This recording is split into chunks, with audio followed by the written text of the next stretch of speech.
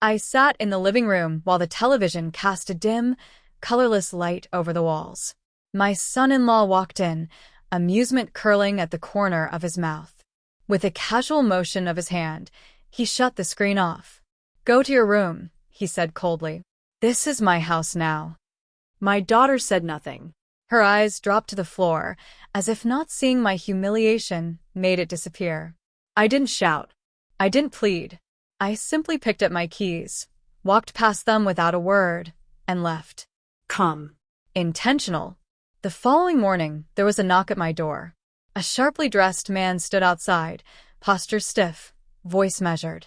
"We should discuss a few things," he said. I leaned back in my chair and waited. I let him speak first. He had no understanding of who he was facing. It hadn't always been like this. I remembered when I first met him, my daughter's boyfriend at the time. He had been charming, engaging, warm. I welcomed him into my home. He joked with me while unloading groceries, made me feel included, important. I allowed myself to believe him. I allowed myself to trust. That trust would later be turned into a blade. At first, the disrespect was quiet. Dismissive remarks hidden behind laughter. Subtle jabs passed off as humor. Conversations slowly began revolving around him. Our family stories rewritten, so he stood at the center. My daughter laughed along, though something painful flickered behind her smile. Then I saw the messages. Playful. Secretive. Crossing lines. My own child choosing him over me. The shock burned, but I swallowed it whole. Crying would change nothing. Anger would only blur the picture. What mattered was clarity. Planning. Control.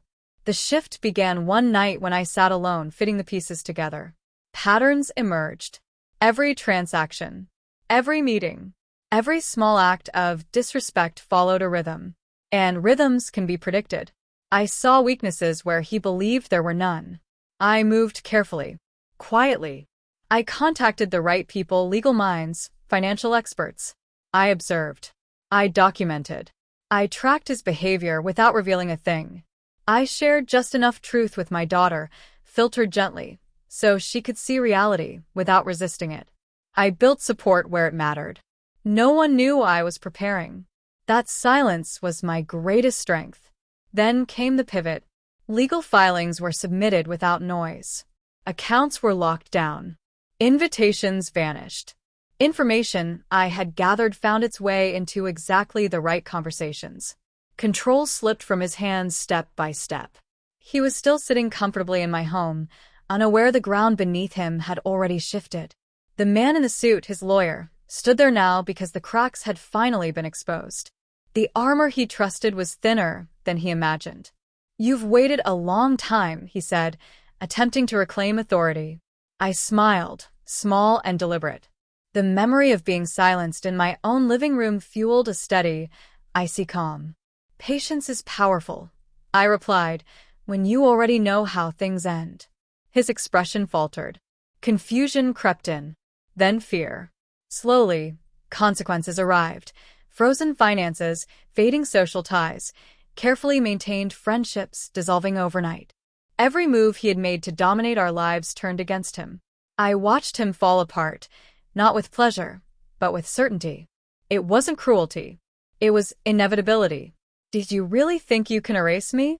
I asked quietly. He tried to respond, but words meant nothing now. Every lie he had spun, every sneer he had thrown, returned to him with force. I never needed to shout or strike. Truth did the damage. It attacked the very foundation of arrogance he had built himself upon. By the time he grasped the full scale of what had happened, it was finished. I had already made sure my daughter saw everything clearly. She watched him unravel. And then she looked at me, not with embarrassment, but with recognition. I didn't boast. I didn't need to. The victory wasn't in his loss. It was in reclaiming my space, my dignity, my family. I had been pushed aside, belittled, made invisible in my own home.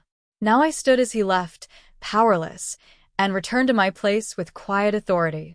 The man in the suit nodded, finally understanding who had been in control all along. I handed him the papers. "Everything is there," I said. My daughter stood next to me, and for the first time in months, we shared a silent, mutual understanding. I poured myself a cup of tea and sat back as sunlight filled the room. My living room. My rules. There was no need for celebration. The triumph lived in every subtle consequence, every silent realization, every unspoken acknowledgement that betrayal had been outmatched. I wasn't angry anymore. I was free. And he learned exactly who had taken his place, without me ever lifting a hand.